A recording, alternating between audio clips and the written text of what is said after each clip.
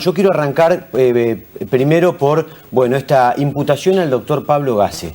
¿Cuándo en realidad te llega la primer denuncia? Durante el mes de enero y febrero empiezan a llegar las denuncias, que si bien cada una de las víctimas la hizo por separado, digamos, ellas empiezan a contactar a través de redes sociales. Ellas empezaron antes a contactarse. Se empezaron a contactar entre ellas. Porque creo que empezó con una y con amigas o conocidas empezaron a charlar este tema.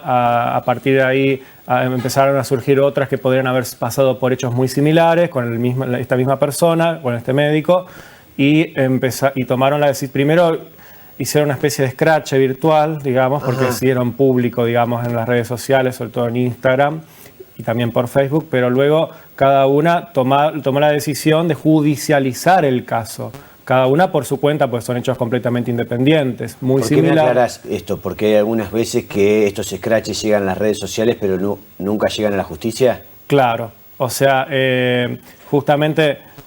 A ver, quizás suena demasiado fuerte las palabras scratch. Hicieron público, digamos, la situación, digamos, claro. Es una palabra popular, digamos, que se usa para difundir un posible hecho por redes sociales que no estaba judicializado. Y empiezan a llegar hechos en enero y febrero, 4 denuncias de 4 mujeres de distintas edades, mayores de edad todas.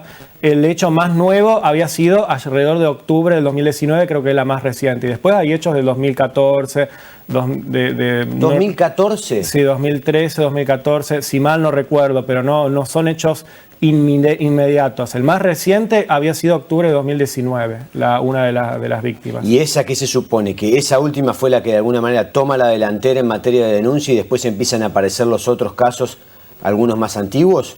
No recuerdo, sí sé que una que decidió 6 años después de denunciarlo. Esa chica, la que creo que la última del último hecho fue quizás la más movilizada por este tema. De hecho, le contó a toda su familia, no se cayó nada, a su pareja, a sus hijos, a sus amigas, etcétera. Y creo que a partir de allí empezó a contactarse y con otras mujeres que le pasaron el dato que podrían haber sido víctimas de hechos similares, y a partir de allí empiezan a hablarse entre ellas y deciden cada una denunciar. Algunas no han denunciado todavía y bueno, todas las invitamos a que lo hagan porque no es una denuncia, es una causa.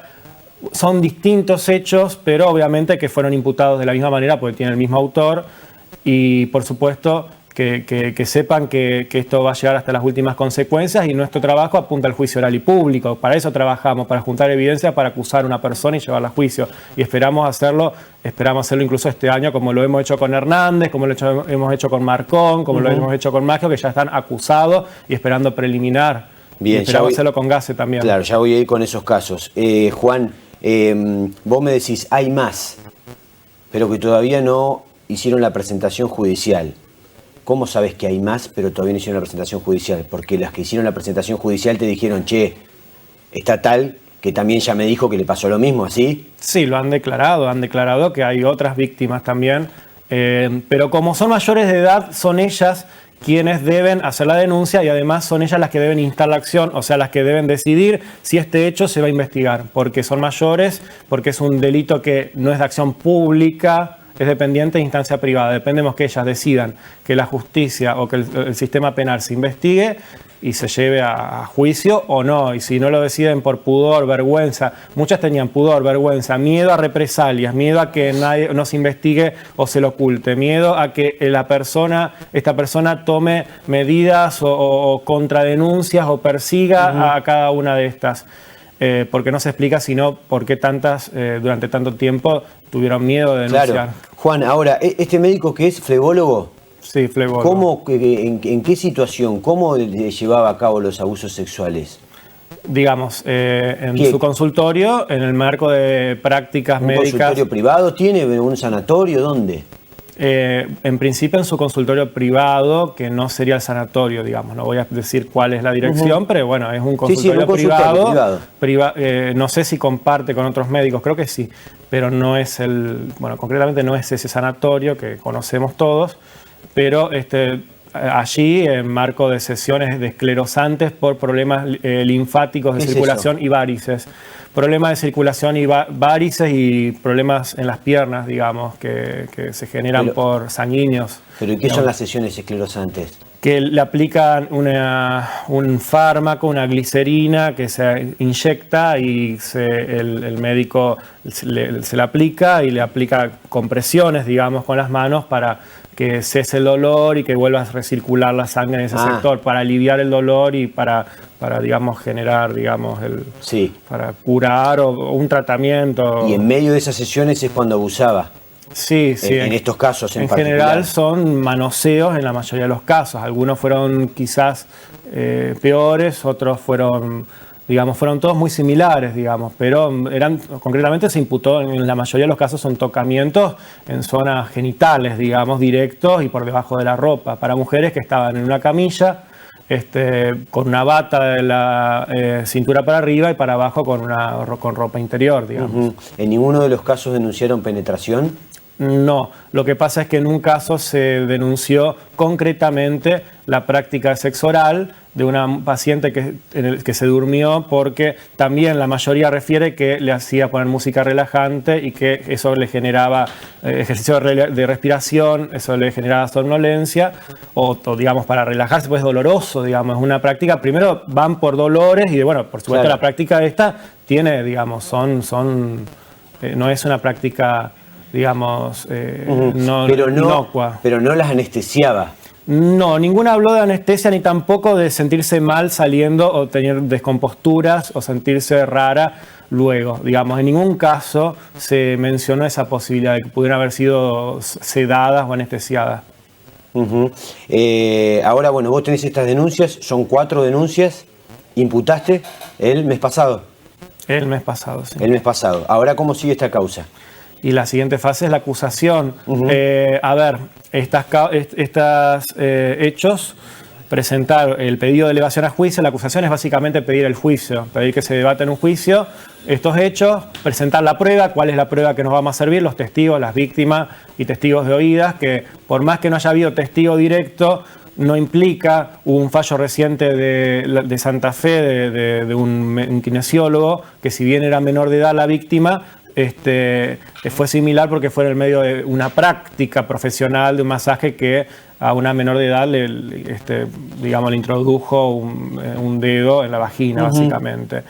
Fue condenado a 7 años de prisión por abuso sexual carnal, por introducción de dedos, y se le dio validez al testimonio porque ya está superada esa idea de que si no hay un testigo directo o una grabación, no hay prueba. Eso ya está más que superado y se toma primero la credibilidad, si es coherente, por supuesto, el discurso, si es sostenido, si es creíble, si también hay otras pruebas de contexto, testigos que hayan escuchado. Claro. Hay psicólogos en algunos casos, no todas han ido a psicólogos, pero hay algunas que han ido a psicólogos, psiquiatras.